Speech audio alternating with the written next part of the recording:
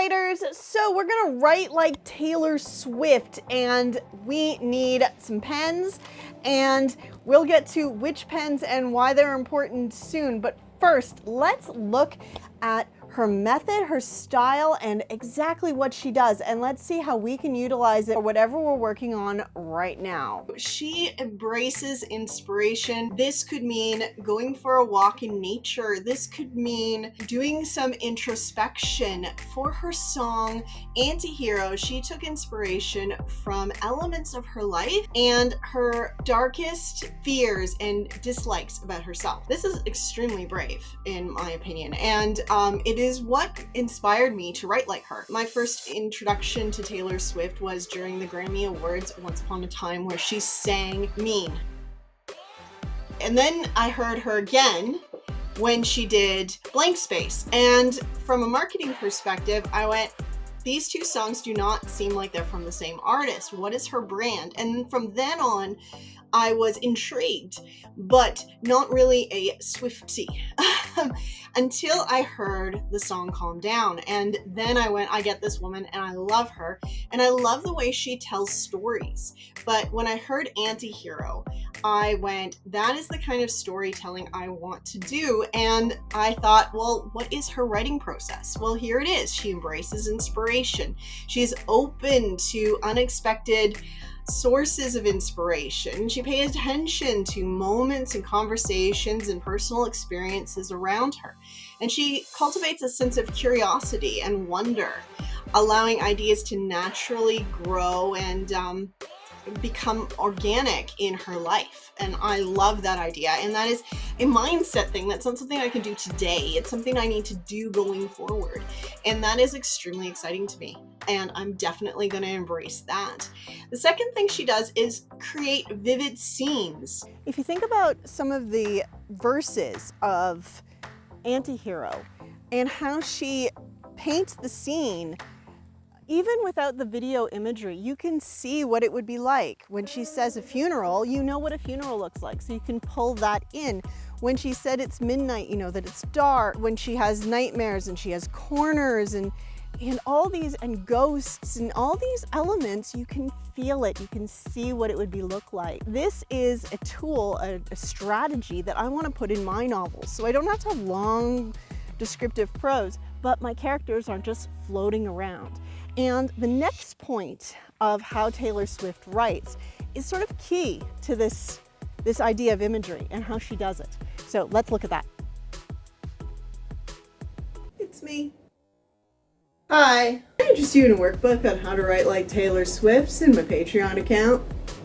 In Antihero, Taylor uses a lot of imagery and metaphors. In the first verse, we have the metaphors of ghosts. It hints at elements of her past that she is drawing on to tell the story of the song and how they're haunting her. In the chorus, we have metaphors of mirrors and sun, also elements of her character that she's not particularly happy with. My interpretation of the line about looking directly in the sun but never in the mirror, looking into the spotlight, looking outward, looking at the warmth and the brightness and the love and everything that comes from being famous, all the outward stuff that happens in your life when you're successful. But she doesn't look in the mirror, she doesn't look in sun, she doesn't deal with the real Taylor. I find this fascinating, and I love that imagery. She also uses some imagery that is very Alice in Wonderland, and she expands on this in her video with the giant Taylors, and the idea that she drinks wine and she grows or shrinks. Like the Antihero? Like, thank you! One of the things that I love about this is that we're trying to develop a specific writing style and a specific flow to yourself, and to kind of hone it in by focusing on a songwriter as opposed to another novel writer. We can adapt what she does in a short piece like a song or a poem that into a longer piece like a novel, and taking these elements and expanding on them and making them our own. And that is something that she does, and that is why her music is so unique. And it's something to remember, that while we're trying to write like Taylor Swift, we don't necessarily want to copy everything she does, but One thing she does do is she breaks up her songs and her writing into 3 categories. And I want to talk on that before we move on too much further. But if this video has been helpful for you, please just like, subscribe. That helps it get to other people. And I really appreciate. Thank you very much. So she has 3 kinds of pens. I only have 2, but I'll explain that in a second. And she defines her song as being written in 3 different styles. First pen is the glitter pen. You don't have to use red. I've got a whole box. I imagine that she does too.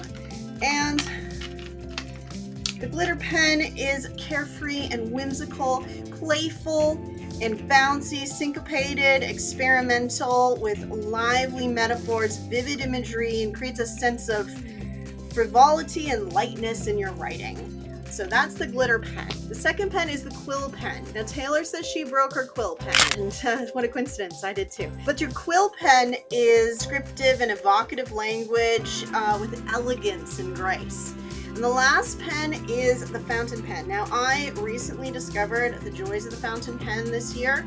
I got one for Christmas and it has been my diligent friend. I love it. And I feel like this is probably where this novel is, because this is where I am right now in my writing. But this one is painting a detailed and immersive picture, paying attention to sensory details like textures and scents and sounds, and capturing emotions and nuances, and incorporating introspection and reflection into your writing. So this is definitely where I'm going.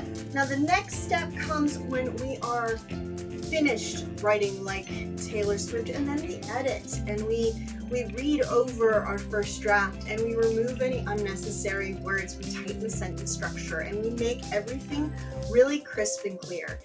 I'm not ready for this yet because I haven't finished writing my first draft, but once I do, this will be the target of what I do next. When we are writing like Taylor Swift, we need to remember to learn and grow.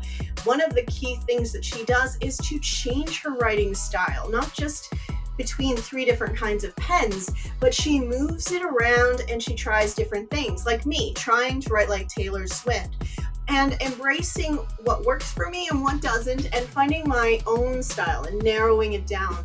And I've been doing this a lot, so you can check out this playlist here to see me write like other writers and what I've learned through that process. I'll see you there.